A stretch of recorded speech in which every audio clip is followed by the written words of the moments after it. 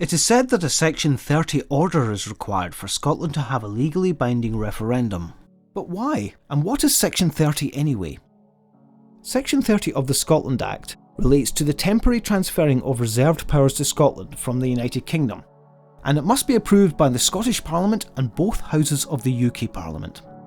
Yet the issue of a Section 30 order is not directly concerned with referendums, or with sovereignty. Rather, it relates to the Union, because the Union is a reserved power.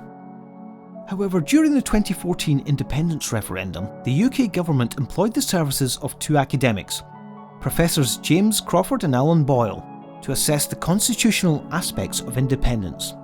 In their findings they wrote, whether or not England was also extinguished by the Union, Scotland certainly was extinguished as a matter of international law, by merger either into an enlarged and renamed England, or into an entirely new state. It may also be misleading to speak of dissolving the Union. In international law, the position of the UK does not necessarily differ from that of a state formed in some way other than by a union. Crawford and Boyle on behalf of the UK government are essentially stating that firstly, the UK is little more than a rebranded, enlarged England.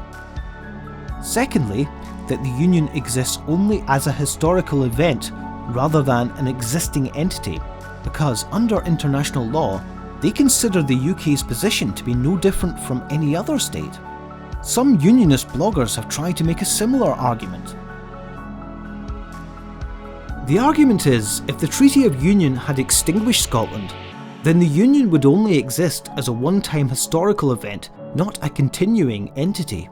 However, given that the Union, as an entity, has been reserved by Westminster, then logically it must still exist as a living entity.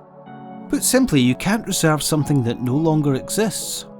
Moreover, if the Union is still in force, then the treaty that created it must likewise still be in force. Yet if Scotland cannot leave the Union of its own volition, then the United Kingdom is not actually working as a union.